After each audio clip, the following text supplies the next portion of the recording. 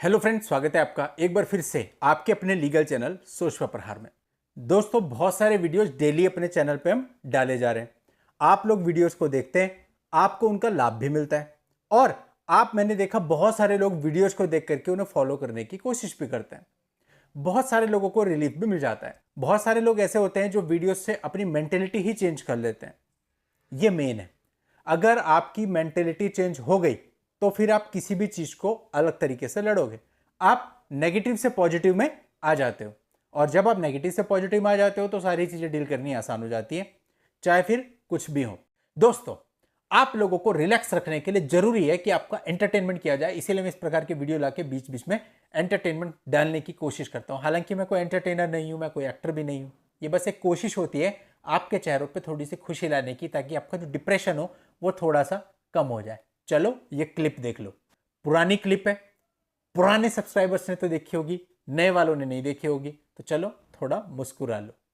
ओ ना ना ना ना रितु बेटी, वो जो संतो जी जो रितु है ना, ये आपके बारे में बहुत बताती रहती थी। संतो जी ऐसी हैं, संतो जी वैसी हैं, पता नहीं कैसी हैं। हसीना मान जाएगी चाचा जी। साहब जी, मैं पहले से ही कह रहा था, जो चाचा आई वही भतीजा आई, और जो भतीजा आई वही चाचा आई। चाचा कोई है ही नहीं। Paresh Rawal as a guard Haseena Maan Jaayegi. अपन भोपड़े दादा क्या, आज से इस एरिया का अक्खा भाई मैं। तू कुछ नहीं, तू अपनी टोपी मेरे सर पे रख, वरना मैं तेरी गर्दन उड़ा डालूंगा। ए बाबू छपरी, अपन भोपड़े दादा, जितना भी पैसा तेरे हाथ में सारा मेरे हवाले कर दे, वरना तेरी छपरी का छपड़ा उड़ा डालूंगा। अच्छा चल इधर आ, अपना कान दिखा, तेरा कान देख ले लाऊं। अबे भंगारी, तेरी लड़की से शादी करूंगा तो पहले तेरे को चेक तो करूंगा ना। अगर तेरे में कोई डिफेक्ट निकला तो तेरी लड़की में भी इसका मतलब कोई ना कोई डिफेक्ट जरूर होगा। आज पहले तेरा कान चेक करता हूँ। अबे ला टॉर्च तो दे। अबे इसके कान में रोशनी मारी, इसके दूसरे कान से निकल रही है। कभी इसकी लड़की भी ऐसे ही गूंगी बहरी हुई तो अबे क्या बोल रहा है। अबे कंफर्म तो करना मांगता है ना, कभी भोपड़े दादा की जिंदगी खराब हो गई तो। चड्डा समझाओ इसे, ये खिलौना अपने जेब में रख ले। ऐसे खिलौने बाजार में बहुत मिलते हैं, लेकिन इन्हें चलाने के लिए जो जिगर चाहिए वो किसी बाजार में नहीं मिलता, उसे मर्द लेकर पैदा होता है। अभी आप लोगों ने शॉर्ट फीड में, यूट्यूब में या इंस्टाग्राम वगैरह में एक देख रहे होंगे आजकल, पापा की परियों के गजब कारनामे। मैं देखता हूँ वीडियो, वहां दिखाते हैं कि पापा की परियां क्या क्या करती हैं। अभी जो हमारा वाला फील्ड है ना, इस फील्ड के जो कारनामे हैं ये वहां पे नहीं आए, क्योंकि एक आम आदमी को पता ही नहीं होता कि ये सब चीजें भी होती हैं। और ये सब चीजें जो हम डेली में जानते हैं, ये कारनामों के शॉर्ट्स बना करके अगर शॉर्ट फीड में डाल दिया जाए तो इन पे दबा करके व्यू आएंगे। लोगों के लिए कॉमेडी होगी और हम लोग के लिए राहत। बहुत सारी महिलाएं डेली कमेंट करती हैं, सर ऐसा ऐसा मेरा पति ऐसा कर रहा है। सारी महिलाएं गलत नहीं होती। कौन से वीडियो में हमने कह दिया कि सारी महिलाएं गलत होती हैं? हर वीडियो में यही तो कहा कि जो महिलाएं झूठा केस करती हैं उनके रिगार्डिंग ये वीडियो है। अगर आपने झूठा केस नहीं किया तो इन वीडियो से तो आपको कोई फर्क ही नहीं पड़ना चाहिए, क्योंकि तो झूठी महिलाओं के लिए है ना, सच्ची महिलाओं के लिए कहां है।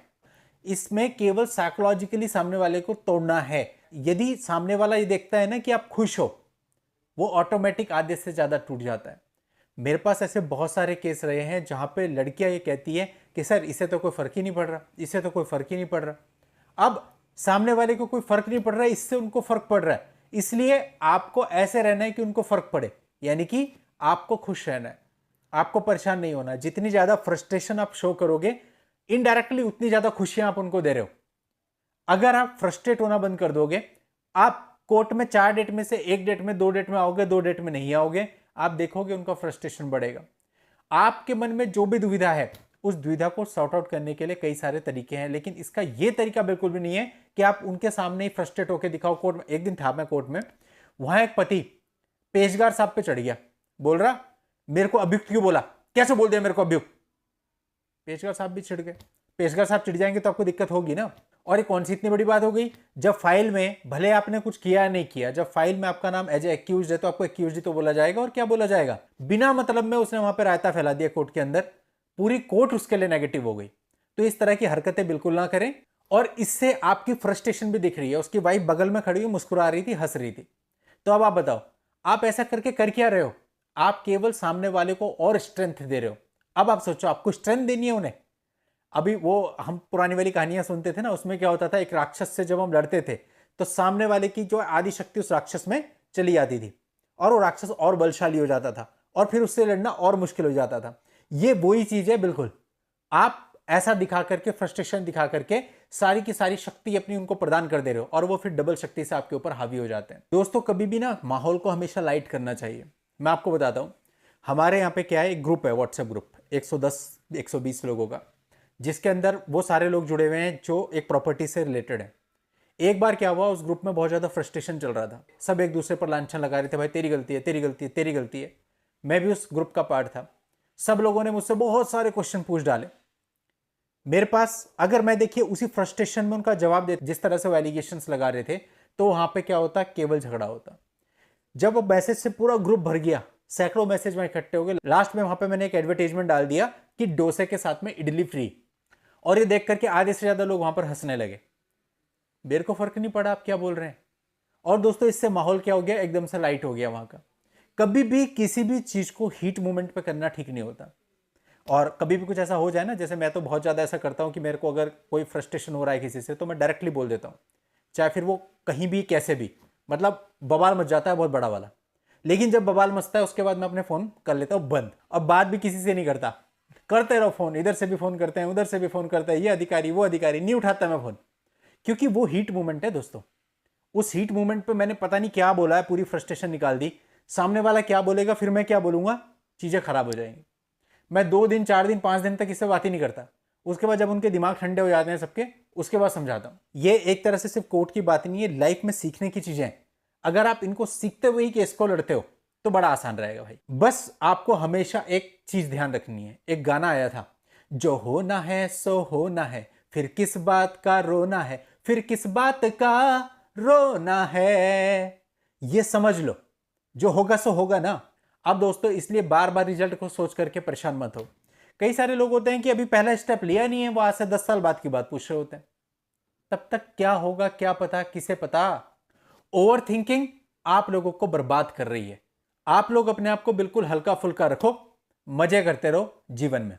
और जब आप अपने को लाइट रखोगे ना, तो आप देखोगे कि जीवन की हर एक चीज बहुत आसान आप लोगों के लिए हो जाएगी। अभी क्या है, देखो ये हमारे ऊपर है, हम बढ़िया से सूट बूट पहन लेते हैं, उसके बाद सोचते हैं इसमें कीचड़ ना लगे। और एक आदमी क्या करता है कि बारिश का पानी कहीं भरा होता है, खच खच खच उसमें उछलता है, कीचड़ उड़ा देता है, उसको उसमें मजा आता है। उसे किस चीज में हैप्पीनेस मिल रही है, उसे उस चीज में हैप्पीनेस मिल रही थी, आपको नहीं मिलती। और अब सीधी सी बात, 3 केस 125 डीवी और 498, क्या उखड़ेगा आपका, कुछ नहीं। सिर्फ एक बर्डन आपके ऊपर है मेंटेनेंस का, इसके अलावा कुछ नहीं होगा।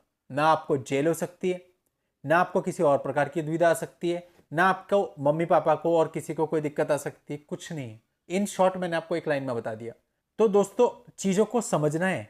अब एक व्यक्ति को मैंने आज से 1.5-2 साल पहले कुछ काउंटर केसेस सजेस्ट किए थे, काउंटर केसेस इवन उसके रेडी भी हो गए थे। कल उनका फोन आता है, मेरी वाइफ ने मेंटेनेंस का केस डाल दिया है, आप क्या मैं मेंटेनेंस में ये बोल के बच सकता हूँ कि ये तो सारा झूठ लिखा है, नहीं बच सकते। फिर उसने एक और क्वेश्चन किया, वो अपनी मर्जी से गई, मैंने कहा नहीं बच सकते।